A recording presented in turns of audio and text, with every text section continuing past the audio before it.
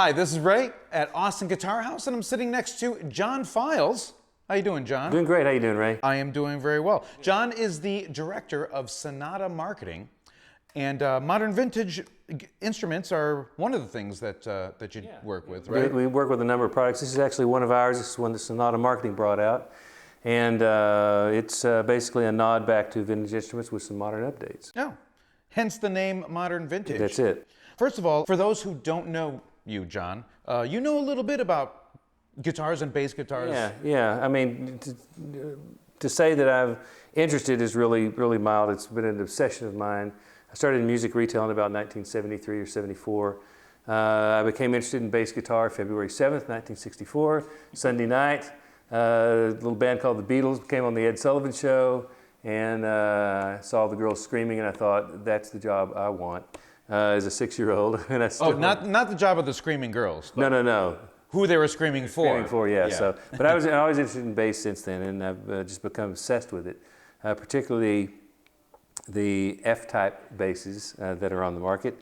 That means Fender. Yeah, the Fender ones. Those I was obsessed with for years. Bought my first one, I guess, in 1969, and I've just been fanatic about them ever since. What was your first bass? The very first bass that I bought was a 1970, or 69 rather, Fender fretless Precision. Wow. It was a sunburst that had been in a fire and had been stripped down natural, and it was an unlined fretless Fender. That's the first one that I had. Was it a fretless from the factory? Fretless from the factory. They started making the latter part of 69 and in 1970. Wow. And not the jazz bass, but the precision bass, which I thought was kind of odd. Yeah. But that was my first one, and I had many fretless Precisions for years after that. That's all I played until 1979, I guess. All I played was fretless for many years. Wow. And then I tell you back 1977, because that's when I bought an Alembic, and soon thereafter went back to Fender type instruments. Well, this is one of the things that it seems like Leo got right from the get-go. Absolutely. Why don't you tell us what started the idea behind modern vintage instruments? Well, really what happened is I owned a shop called Bass Emporium out of Austin, Texas for about 12 or 13 years.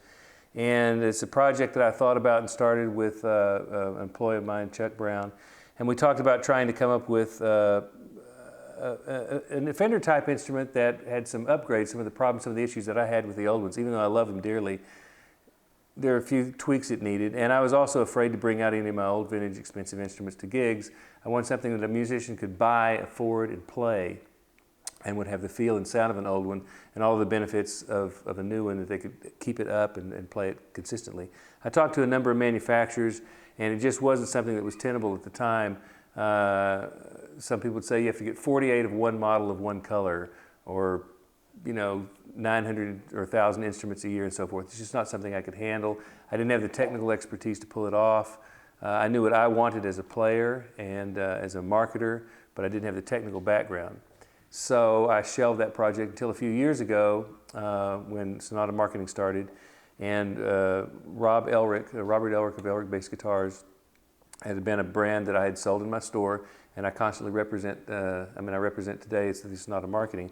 So I came to Rob, and he was a technical expert for me, and was able to take the desires of a lot of players that I had spoken with constantly, and translated that into the machine use that a manufacturer could use to develop the instrument. We started on the platform of a Fender Precision, a Fender Jazz Bass, a Telecaster, and a Stratocaster. We're not associated with them in any way, but that was the platform that we really liked. So this is called the MVP4, Modern Vintage P4, with the MVJ4 is the J-type instrument. Yeah, right over there. Ray's holding the MVT, then we have an MVS. You can guess what the T and S are for. And so what we wanted to do is come up with something. I mean, it was kind of a pet project of mine, so I wanted to find something that I really liked. And I got, well, to show you how much I like these instruments, basically, that was born from this. And if you notice any similarities at all whatsoever. Just a couple. Just a couple. They both have slab boards. This is Brazilian rosewood. Of course, this is a 62. I'm sorry, 61. This has got a slab board, Indian rosewood, tortoise guard. Noticing the slab looks even It's Almost thicker. a little thicker than the Fender It's one. even thicker than that one, yeah. We've got sort of clay dot type inlays, not fairly similar. And between this instrument, which is one of my favorites, I've got a whole bunch of them, and this 59, which is a really great instrument. This has got an ash body. This has an alder body. The 61 is an alder body.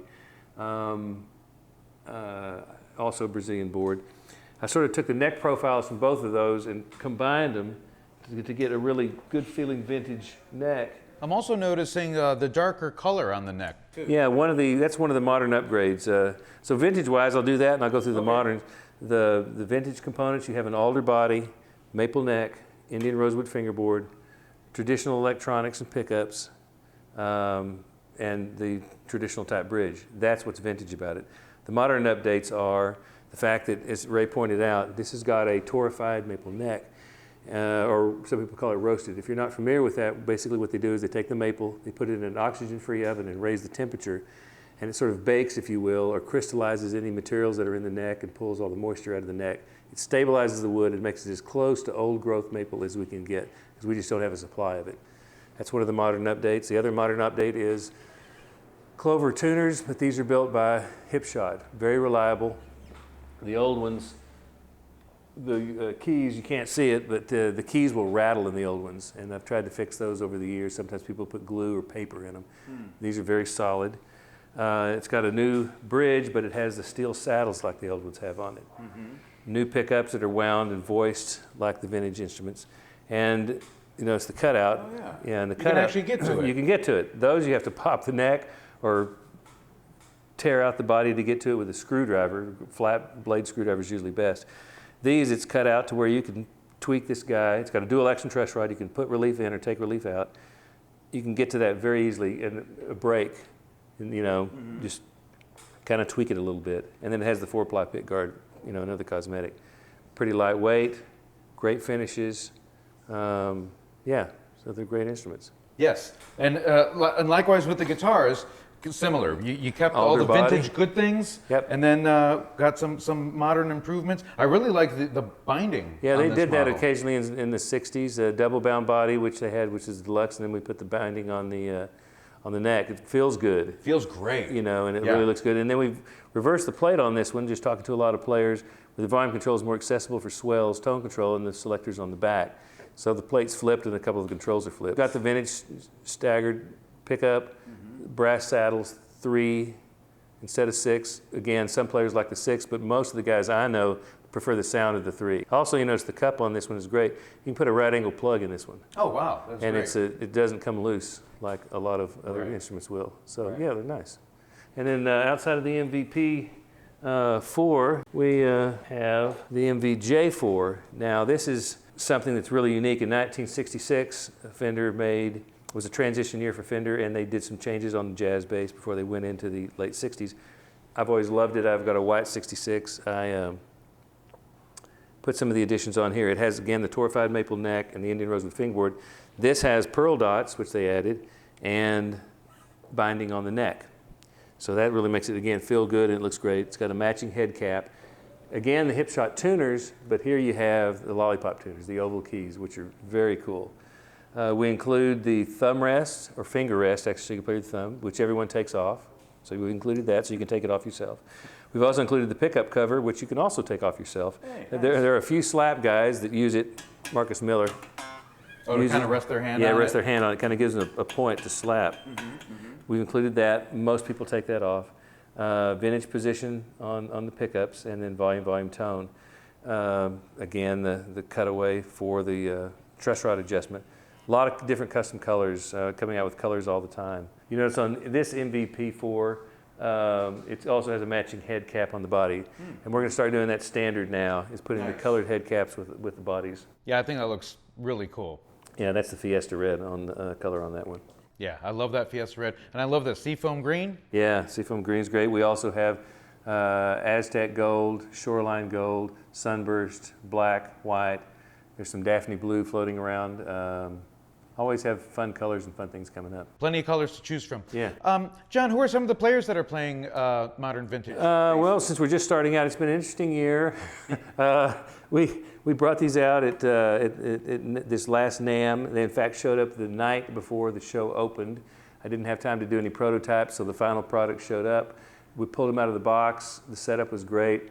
We played them at the show. So it's been an interesting year, but right now we have John Thomason from Little Big Town. He's playing those. He's bought 2 or 3 basses and guitars. In fact, one of the recent cuts for Little Big Town, I don't know if it's going to be on an album or not, but the guitar player is playing one of the MVS guitars on that track. We'll see if that makes it or not. Glenn Fukunaga, great bass player from Austin, Texas, plays with the Dixie Chicks on tour and on their album. And we also have Chris Marsh. He's from Austin, Texas. He's a really great player. He plays with Mike Stern. He's done some with Nancy Wilson, plays with Eric Johnson. He's a tremendous player. He's got an MVJ, a black one, and he's really enjoyed it a lot. So we just have people coming on board all the time. Excellent, excellent. That's great to hear. And it's no wonder why they are. They're fantastic basses. Great price points. The MVJ4 right now, hopefully we won't have to increase prices. We'll see. It's, again, been an interesting year. Custom color with matching head cap, binding, $1649. The T-type is also $1649, as is the S. That includes all the binding, all the features. The MVP4 is $1579 with a matching head cap on it.